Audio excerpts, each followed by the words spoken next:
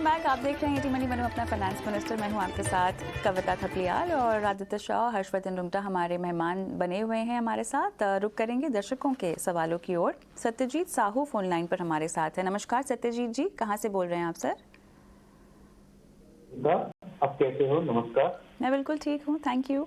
बताइए सर, आपने अपना पोर्टफोलियो डिज़ाइन किया हुआ है, खुद ही किया है? हाँ, ये मैंने खुद ही किया है। लाइक पहले से मेरा कुछ ऐसे म्यूचुअल फंड्स है जो मेरे को लगा सही नहीं है, तो वो मैंने होल्ड पे रखा है। पर अभी जो मैं जिसमें मेरा एसआईपी चल रहा है वो मैं थोड़ा बता देना चाहता हूँ। जैसे कि कैनरा रोबेको और पराग पारेख फ्लेक्सी कैप में मेरा 8,000 में मंथली एसआईपी मेरा चल रहा है, 4,000 करके। क्वांट मल्टी एसेट फंड में 2,000, आईडीएफसी स्टर्लिंग वैल्यू फंड में 3,000, पीजीआई मिड कैप में 3,000 और एक्सिस स्मॉल कैप में 4,000।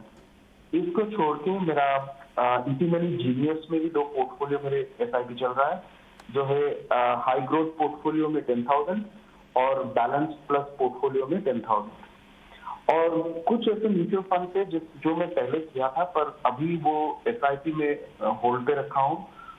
वो है टाटा डिजिटल में 50,000, क्वांट एक्टिव फंड में अभी तक मेरा निवेश है 70,000, लीवी नास्डैक में 50,000 और मेरे 3 ईएलएस फंड है। मेरा एसेट कैनरा रोबेको और क्वांट टैक्स में टोटल अराउंड 60,000। और इसको छोड़ के स्मॉल केस में डायरेक्ट स्टॉक्स में मेरा अराउंड 5 लाख अभी इन्वेस्टेड है। तो ये मेरा टाइमलाइन अराउंड 15 ईयर्स तक मैं टारगेट कर रहा हूँ। और कॉर्पस जो मैं सोच रहा हूँ लाइक 3 to 4 करोड़। 15 साल में 4 करोड़, राइट। और ये 5 लाख रुपए आपने एफडी कहा ना? नहीं, एफडी नहीं, स्मॉल केस में डायरेक्ट स्टॉक्स में इन्वेस्टेड। अच्छा, स्मॉल केस, ओके। ये आपने जो फंड्स में एसआईपी रोकी है वो क्यों रोकी है? वो थोड़े दिन बाद मेरे को लगा कि अभी जैसे बियर मार्केट में मेरे को लगा कि इसमें शायद मेरा वो डाइवर्सिफिकेशन ठीक से नहीं हो पा रहा है, जिस वजह से उस पे जो टाटा डिजिटल क्वांट इसमें मैंने रोक दिया है। और जो आपको मैंने बताया कैनरा रोबेको, पारेख, फिर quant multi asset, IDFC value fund, PGI mid cap and small cap, उसमें मैं अपना एसआईपी करीब 1 साल से कंटिन्यू रखा हूँ। चलिए, निवेश बढ़ाने का इरादा होगा क्या आपका? हाँ, मेरा होगा। जैसे कि बीच बीच में कभी लमसम में कुछ कर पा रहा हूँ तो मैं उसको निवेश करूंगा, या कुछ बोनस वगैरह जैसे कि जॉब में मिलता है तो वो भी मैं चाहूंगा कि वो निवेश करूँ। 15 साल में जो 4 करोड़ का आपका लक्ष्य है वो म्यूचुअल फंड और स्टॉक दोनों निवेश से आप पूरा करना चाहते हैं ना? राइट। तो अभी आपका स्टॉक पोर्टफोलियो का वैल्यू क्या होगा? मैं वैल्यू टोटल बोल रहा हूँ 5 लाख। अच्छा, चलिए आदित्य, कुछ क्लैरिटी मुझे लगता है कि आपको चाहिए थी शायद, तो क्या वो मिल गई क्या? और कोई सवाल पूछना चाहते हैं आप सत्यजीत जी से? नहीं मैम, जिस तरीके से अभी इन्वेस्टर के इन्वेस्टमेंट्स हैं, 15 साल में 4 करोड़ का अक्यूमुलेट करना थोड़ा सा मुश्किल है इन्वेस्टर के लिए। तो मेरे हिसाब से सबसे पहली बात तो इन्वेस्टर को अपने इन्वेस्टमेंट जितना क्वांटम ऑफ इन्वेस्टमेंट कर रहे हैं उसको बढ़ाना होगा, पहली बात। दूसरी बात ये, मुझे ऐसा समझ में आ रहा है कि इन्वेस्टर बहुत कंफ्यूज हैं अभी इस स्टेज पे। बड़े सारे म्यूचुअल फंड्स हैं उनके पास स्मॉल केस भी है। तो वो पिछले 1-1.5-2 साल के अंदर स्टॉक्स में जो रैली आई है उसको कैप्चर करने की कोशिश कर रहे हैं, रादर देन अपने इन्वेस्टमेंट को सिंपल रखने की बजाय। आपको अगर इन्वेस्टमेंट में अच्छे से पैसे कमाने हैं तो आपको अपने इन्वेस्टमेंट को बिल्कुल सिंपल रखना होगा। ये नंबर 1 रूल होता है। सिंपल रखने के बाद आपको वेरी डिसिप्लिन वे में मिनिमम 10 साल तक की एसआईपी करनी होती है। जैसे कि आप देखिए क्वांट के बड़े सारे फंड्स का अच्छा परफॉर्मेंस रहा है पिछले 2-3 साल के अंदर। तो सब रिटेल इन्वेस्टर्स के पोर्टफोलियो में क्वांट फंड है। वो नहीं देखते हैं कि किस तरीके का रिस्क ले रहे हैं वो मार्केट के अंदर। तो अब मेरी इन्वेस्टर को ये सलाह रहेगी, अपने म्यूचुअल फंड पोर्टफोलियो को बिल्कुल सिंप्लीफाई कीजिए। सेक्टोरल फंड से बिल्कुल दूर रहिए। जैसे कि डिजिटल फंड में अभी बहुत करेक्शन हो रहा है आईटी स्टॉक्स की वजह से, तो वहां से बिल्कुल दूर रहिए। आपके पोर्टफोलियो को सिंप्लीफाई करके 4 फंड्स के अंदर जाइए आप। Number 1 Axis small cap fund, Parag Parekh flexi cap fund, UTI Nifty next 50 fund, DSP quant fund और Mirae asset tax saver fund. इन 5 फंड के अलावा आपको किसी भी चीज की जरूरत नहीं है। आप इन 5 फंड्स के अंदर डिसिप्लिन्ड वे में अगर 10 साल तक एसआईपी करेंगे तो आपका पैसा अच्छी तरीके से बनेगा। अगर आप बहुत सारे फंड्स स्मॉल केस के अंदर इन्वेस्ट करते रहेंगे तो कभी ना कभी आपका फ्रीक्वेंसी ऑफ इन्वेस्टमेंट है वो अच्छा नहीं रह पाएगा और हो सकता है अक्यूमुलेशन ऑफ पैसे ना हो। तो इन 5 फंड्स में डिसिप्लिन वे में इन्वेस्ट कीजिए तो आपको कोई प्रॉब्लम नहीं होनी चाहिए। चलिए, कोई सवाल पूछना चाहते हैं आप आदित्य से? सत्यजीत जी, जो मैंने कॉर्पस बोला 3 to 4 करोड़, तो उसके लिए मेरा एसआईपी अमाउंट लाइक मंथली कितना होना चाहिए जिसे मैं अभी कर रहा हूँ? तो मेरे हिसाब से 40 से 50 हजार की एसआईपी आपको हर महीने करनी होगी अगर आपको 4 करोड़ की गोल तक रीच करना है। और यहाँ पे मैं अज्यूम कर रहा हूँ कि आपको सिर्फ 10 से 12% का रिटर्न मिलेगा हर साल। ऑलराइट, चलिए आगे बढ़ते हैं और हमारे अगले दर्शक आशु हमारे साथ फोन लाइन पे हैं जो कि हर्ष से सवाल पूछना चाहते हैं। आशु, आपको मेरी आवाज आ रही है? आशु? यस मैडम, आ रही है। कहाँ से बोल रहे हैं सर? मैं गाजियाबाद से बोल रहा हूँ मैडम। ओके, आप फिलहाल एसआईपी कर रहे हैं 21,500 की, 7 फंड आपने डाले हैं और 15 साल के बाद रिटायरमेंट और बेटे की शादी। कितना कितना आप इकट्ठा करना चाहते हैं रिटायरमेंट में और बेटे की शादी के लिए आपने क्या लक्ष्य रखा है? बेटे की शादी के लिए मैडम 50 लाख और रिटायरमेंट के लिए 2 करोड़। और तो इसी लक्ष्य से, इसी निवेश से पूरा करना चाहते हैं आप दोनों लक्ष्यों को कि आपका और भी निवेश है? और भी निवेश मेरे को बढ़ाना है मैडम, उसी के लिए मैंने आपसे आपकी हेल्प चाहिए। कौन से फंड में अभी और एसआईपी बढ़ाना है 10,000 तक? 10,000 रुपीज आपने और निवेश अपना बढ़ाना है ना? Yes madam. आपने कहा है कि आपको एक फंड चाहिए जो कि 10 साल के लिए चाहिए। Yes madam. वो क्यों? वो इसलिए मैडम कि वो 10 साल के बाद उस फंड का, जैसे स्मॉल कैप में अगर इन्वेस्ट करते हैं तो उसको निकाल के फिर बैंक में एफडी कर दें या कहीं डेट फंड में किसी में उसको ट्रांसफर करने के लिए। तो वो आपका रिटायरमेंट और बेटे की शादी के लक्ष्य के लिए नहीं होगा ना, वो अलग है? यस मैडम जी। चलिए, बहुत बढ़िया। हर्ष बताएं। मैडम मेरे का एक क्वेश्चन और है, ये जो मेरा पोर्टफोलियो है इसमें सारे फंड चाहिए कि कुछ चेंज करना है? नहीं, उसी पर आपको सलाह देंगे, बिल्कुल आपके लक्ष्य के मुताबिक क्या इस निवेश के जरिए वो पूरे हो पाएंगे। हर्ष बताएं। आशु जी, आपका पोर्टफोलियो मैं देख रहा हूँ 7 फंड है, if I am not mistaken, यही चीज के बारे में हम बात कर रहे हैं। आप महीने की 21,500 की एसआईपी कर रहे हैं और जो लक्ष्य आपने बताए वो आप पूरा करना चाह रहे हैं। थोड़े चेंजेस मैं आपको पोर्टफोलियो में करने की सलाह दूंगा। 7 फंड है आपके पास जिसमें आप 21,500 कर रहे हैं। जस्ट कि डुप्लीकेशन थोड़ा कम हो, क्योंकि डुप्लीकेशन रख के आपको कुछ डाइवर्सिफिकेशन का एक्स्ट्रा बेनिफिट कुछ भी नहीं मिल रहा। आप नोट डाउन कर सकते हैं जो मैं सुझाव आपको दे रहा हूँ। एक है ICICI Pru blue chip fund में जिसमें आप अभी 1,000 रुपए की एसआईपी कर रहे हैं, और एक और एक्टिव लार्ज कैप फंड आपके पोर्टफोलियो में ऑलरेडी है जो है मिराई लार्ज कैप, जिसमें आप 4,000 रुपए की एसआईपी कर रहे हैं। इनमें से कोई भी एक रखें। तो क्योंकि मिराई में आपके पास 4,000 की एसआईपी चल रही है और आईसीआईसीआई में 1,000 है, मैं ये सुझाव दे रहा हूँ कि आप आईसीआईसीआई की ब्लू चिप फंड को बंद कर दें और वो 1,000 रुपए आप मिराई लार्ज कैप में ऐड कर लें, तो उधर आपका 5,000 रुपया हो जाएगा। दूसरा सुझाव मैं आपको दे रहा हूँ, मिड कैप भी आपके पास 2, तो एलएनटी मिड कैप को बंद करें जिसमें आप 4,000 जमा कर रहे हैं, और डीएसटी मिड कैप में टोटल 6,000 की एसआईपी कर लें।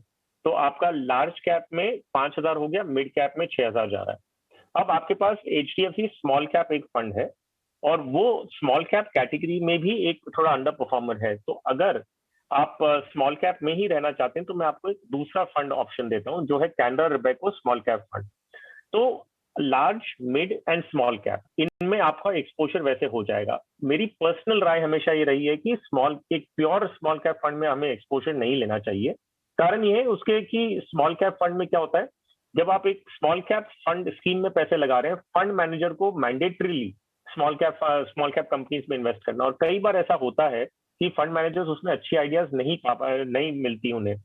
ये ट्रेंड आप देखेंगे अगर हम फ्लेक्सी कैप फंड्स के इवैल्यूएशन करें, तो फ्लेक्सी कैप में ये ऑप्शन होता है कि वो लार्ज, मिड, स्मॉल कहीं भी कर सकते हैं, लेकिन इन सब का जो एक्सपोजर प्राइमरी लार्ज और मिड कैप में ही रहता है, उसमें भी लार्ज कैप में ज्यादा। तो अगर वही फंड मैनेजर को जब चॉइस मिलती है स्मॉल कैप नहीं ले रहा है और आप एक प्योर स्मॉल कैप फंड में अगर इन्वेस्ट करते हैं तो उन्हें मैंडेटली खरीदना पड़ता है। ये आपको एक बताता है एक चीज कि फंड मैनेजर स्मॉल कैप में से इतने कंफर्टेबल नहीं है। सो मेरी राय आपको ये रहेगी कि अगर आप प्योर स्मॉल कैप में करना चाहते हैं फिर भी, तो आप कैनरा रोबेको स्मॉल कैप लें, या तो उससे बेटर है आपके पास एक कोटक फ्लेक्सी कैप फंड है। सो प्योर स्मॉल कैप को बंद कर दें और कोटक फ्लेक्सी कैप में वो अमाउंट बढ़ा दें, ताकि स्मॉल कैप में वो सिलेक्टिवली जितना उनको फंड मैनेजर को अच्छी आइडिया दिखेगी वो लेंगे, ना कि कंपल्सरीली उन्हें लेना पड़े। तो ये चॉइस मैं आपके ऊपर छोड़ता हूँ कि आपको प्योर स्मॉल कैप में रहना है कि फ्लेक्सी कैप में आप कन्वर्ट कर सकते हैं। जो एडिशनल आप 10,000 रुपीज इन्वेस्ट करने की बात करें, मैं सुझाव दूंगा कि एक geographical diversification point of view से एक इंटरनेशनल फंड अपने पोर्टफोलियो में जोड़ें। एबीएसएल नैस्डैक 100 एफओएफ इस फंड में आप जोड़ें, आपको एक इंटरनेशनल एक्सपोजर भी मिल जाएगा। तो इस तरह से आपका पोर्टफोलियो थोड़ा कम हो जाएगा और सब सेगमेंट्स में आपका अच्छा खासा एलोकेशन रहेगा। आशु, कोई सवाल आपको पूछना है हर्ष से? हाँ सर, मैडम एक क्वेश्चन और था। ये जैसे कि सर बताते हैं कि जैसे एचडीएफसी स्मॉल कैप में मेरा मतलब किसी भी फंड में अगर ये 5,000 का चल रहा है, उसमें अमाउंट बढ़ाने के लिए बोलते तो उसके लिए अलग से ऐसा भी करना पड़ता है कि उसी फंड में वो बढ़ जाता है? उसी फंड में आपको बढ़ाना होगा, लेकिन इसके लिए क्या औपचारिकता आपको करनी होगी हर्ष? ओके, सो दो तरीके हैं। एक है कि आप अपनी एग्जिस्टिंग एसआईपी, मान लीजिए 4,000 की चल रही है, वो बंद करके आपको 5,000 की करनी है, तो आप एग्जिस्टिंग एसआईपी को बंद करें और फ्रेश एसआईपी को 5,000 की रजिस्टर कर लें। दूसरा ऑप्शन है, 4,000 की आपकी ऑलरेडी चल रही है, एक पर्टिकुलर डेट पे जा रही होगी, मान लीजिए महीने की 5 तारीख को जा रही है, आप एक और 1,000 रुपए की एसआईपी नई रजिस्टर करें वही स्कीम में, आप एक अलग डेट दे दें, उसका 10 तारीख दे दें, 15 तारीख। तो एक तरह से ये भी होगा कि मार्केट की अलग टाइमिंग पे आपको उसी फंड में एक्सपोजर मिल रहा है। सो आपका मिड कैप है, सो मिड कैप अगर थोड़ा कम है, जिस दिन आपका सेकंड एसआईपी हिट हो रहा है, तो आपको अलग एनएवी मिल जाएगी। सो आप पहली एसआईपी बंद करके बढ़ा लें या एक दूसरी एसआईपी उसी फोलियो में फिर से जोड़ लें, ये आपके ऊपर निर्भर करता है। चलिए आगे बढ़ते हैं और अगले दर्शक की ओर हम रुक करते हैं। हरीश प्रजापति साहब अपना सवाल पूछना चाहते हैं। सर हरीश जी, आपको मेरी आवाज़ आ रही है? आपकी आवाज़ मुझे बहुत कम आ रही है, लेकिन आपका जो पोर्टफोलियो है उसमें HDFC short term debt fund है, निपॉन का India flexi cap, Nippon India small cap और SBI मल्टी कैप फंड आपने रखा हुआ है। 8 से 10 साल में आपको चाहिए 1 करोड़ रुपए सर, है ना? 4 फंड में आपके जो निवेश कर रहे हैं वो 19,000 रुपये का कर रहे हैं। आदित्य, इनके पोर्टफोलियो में देखें, समय तो इनके पास है, तो इसके बावजूद एक पूरी इक्विटी ओरिएंटेड रणनीति क्या इनको सुझाई जा सकती है? बिल्कुल मैम, देखिए सबसे पहली बात तो जो इन्वेस्टर ने गोल कहा है वो रीच नहीं कर पाएंगे। मिनिमम उससे उनको 30 से 35 हजार रुपए की एसआईपी करनी पड़ेगी उस गोल को रीच करने के लिए। तो मेरे हिसाब से या तो गोल का टाइम ड्यूरेशन बढ़ाइए या फिर अपनी अमाउंट ऑफ एसआईपी है उसको बढ़ाइए, पहली बात। दूसरी बात, अभी इन्वेस्टर डेट फंड्स में भी इन्वेस्टेड है और इन्वेस्टर इक्विटी फंड्स में भी इन्वेस्टेड है। प्योर प्ले इक्विटी पोर्टफोलियो के लिए मेरे ये सुझाव रहेंगे, आप DSP small cap, Parag Parikh flexi cap fund, UTI Nifty next 50 fund और Motilal Nasdaq 100 funds of funds में आप इन्वेस्ट कर सकते हैं, प्रोवाइडेड आप इन सब फंड्स के अंदर 10 साल तक सिस्टमैटिक वे और कंसिस्टेंट वे में एसआईपी करेंगे तो आपको कुछ प्रॉब्लम नहीं होनी चाहिए। और अपने पोर्टफोलियो को इक्विटी की तरफ ले जाइए, क्योंकि आपका टाइम होराइजन लंबा है और आपके पास बिल्कुल टाइम है। चलिए आगे बढ़ते हैं और अब वक्त हो गया है निवेश के गुरु मंत्र की ओर रुख करने का।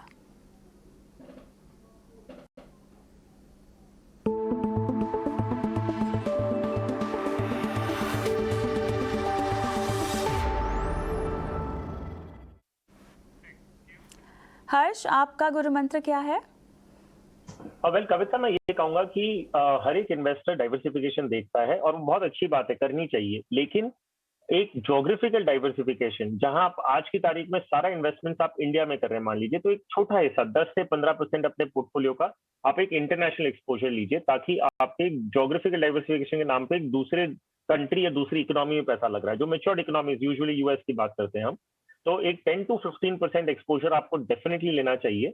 और अभी अच्छी बात यह है कि अभी टेम्परेरीली कम से कम ये लिमिट खुल गई है जिसमें फंड हाउसेस फ्रेश एप्लीकेशंस ले रहे हैं, तो ये एक मौका है जिसमें आप अपना डाइवर्सिफिकेशन का पर्पस पूरा कर सकते हैं। पोर्टफोलियो में नई स्कीम ऐसे जोड़ सकते हैं जहां 10 to 15% एक्सपोजर आपके होम कंट्री से बाहर इन्वेस्ट होता है।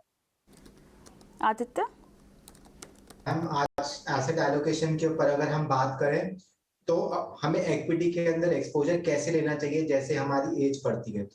तो जब हम यंग हैं और कोई रिस्पॉन्सिबिलिटीज नहीं होती है और लंबा कंपाउंडिंग का पीरियड होता है तो इक्विटी हमारे पोर्टफोलियो में डोमिनेट करना चाहिए। फिर जैसे जैसे हमारी उम्र बढ़ती है और रिस्पॉन्सिबिलिटीज भी बढ़ती है तो हमारा इक्विटी का एक्सपोजर कम होना चाहिए और बाकी सब एसेट क्लास जैसे कि डेट और रियल एस्टेट, गोल्ड वो पोर्टफोलियो के अंदर आने चाहिए।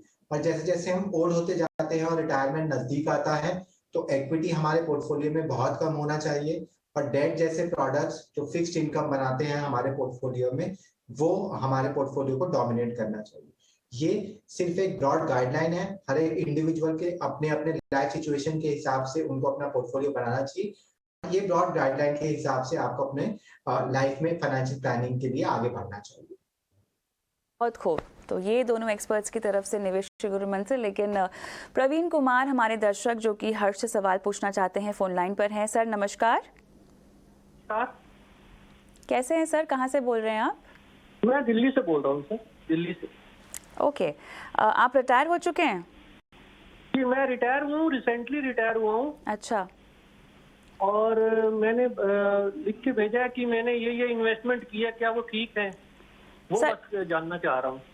ठीक है। एक्चुअली मैंने जितनी भी इन्वेस्टमेंट की है वो डिविडेंड वाली की है ताकि मेरी मंथली इनकम आती रहे, कुछ बन जाए। तो अभी आप रिटायरमेंट के बाद आपके पास मंथली इनकम का बंदोबस्त है ना, उसकी चिंता तो नहीं है ना कि वो इस निवेश से निकालना है? तो इसी से ही निकालना है मुझे। कितना चाहिए होगा सर आपको मंथली? मंथली 60-70 हजार रुपया तो खर्चा होता ही है। ठीक है, तो मैं फिर भी हायर पकड़ लेती हूँ 70,000 रुपए। ठीक है। जी, जी। मुझे ये बताएं आप कि अभी जो आपने ये निवेश किया हुआ है क्या इसमें ये लमसम है सब आपका? हाँ सारा लमसम है। अभी इसके अलावा कहीं आपका अभी निवेश चल नहीं रहा है ना? नहीं, और कहीं नहीं है निवेश। ऑलराइट, चलिए ठीक है। हर्ष अब बताएं, 70,000 की रिक्वायरमेंट है इनकी हर महीना और निवेश इन्होंने कहाँ कहाँ किया हुआ है आपके पास तमाम डिटेल्स तो हैं ही। इनके पास SCSS में 15 लाख हैं, इन्होंने पेंशन स्कीम ले रखी है 15 लाख है, उसमें FD 30 लाख की है और म्यूचुअल फंड्स में इन्होंने कुछ जानकारी आपको दे रखी है। बताएं हर्ष।